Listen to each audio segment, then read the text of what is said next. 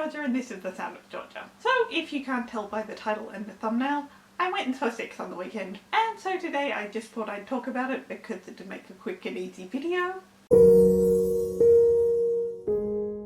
So if you don't know what VIII is about, it's a concert-style musical about Henry VIII's wives. In fact, the exact phrase I used to describe it to my dad was Henry VIII's wives as a rock band trying to outdo each other and prove they're the best, wearing the unused costumes from Starlight Express. It was a great day out. It's a very, very fun show. I don't think it cracks the top 5 for my favourite musicals, but it's up there. It's definitely closer to the top than it is to the bottom. As I said, it's kind of a concert-style musical, and so it's really, really hard to pick a favourite or even really a huge standout, both in terms of the actresses and the characters. I think the format of the show means they work really well as one singular group, just as much as they do individual characters.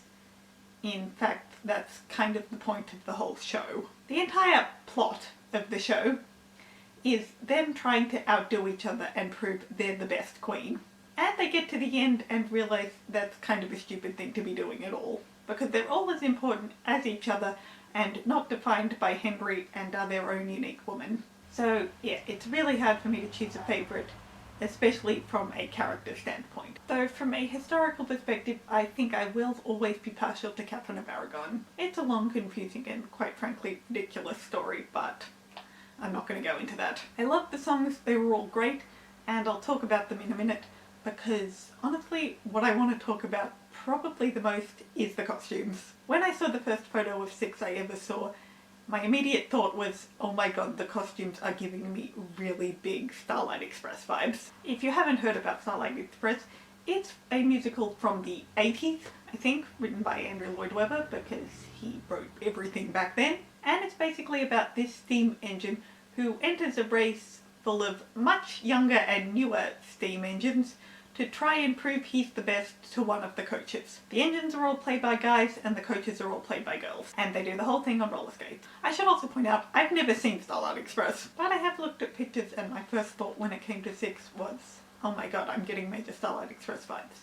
And I mean, come on guys, here are the coaches from Starlight Express and here are the queens in VIII. But even though they reminded me of the costumes in Starlight Express, they still had a very 16th century kind of vibe that they managed to work in, particularly when it came down to the crowns and especially their tops, especially the sleeves on their tops. And I also think they really suited the characters very well. Despite them functioning very well as a group, each queen has a very unique and distinct personality, and that really comes across in both their costumes and their songs. For example, we have Anna of Cleves, who's the more tough and intense one, and that definitely comes across in her costume because she gets to wear the tiny shorts and take her jacket off during her song. And then we have Jane Seymour, who's a lot quieter and feminine, so her song is much more a ballad, and her costume is a lot more feminine. And her costume was my favourite. The other thing I absolutely love about the costumes is, from what I understand,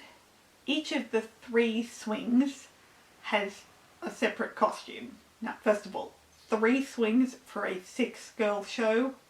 Wow. I had a full principal cast when I saw it. From what I can tell from the photos I've looked at, it seems like each swing has their own unique costume that is completely different from any of the ones the principals wear, and they wear it no matter who they're playing. So if one of the swings is on playing Anne Boleyn, she will wear the exact same costume if she has to go on as Catherine Parr the next night. And I love that. For example, here are the principals and here are the swings. Correct me if I'm wrong, but I think that's how it works. So now let's talk about the songs. I went into this show knowing exactly nothing of the songs. I'd heard the chorus of VIII and the Welcome to the Show bit in Ex-Wives, but that was it. And even now I haven't listened to it too much since. I'm not going to really try and rank them, but I'm going to give you my top 4. And mostly I'm giving you my top 4 because I know they're my top 4, but I'm not sure what order they're in. So my top 5 songs, in no particular order, would be Ex-Wives, Heart of Stone, I Don't Need Your Love, and VIII.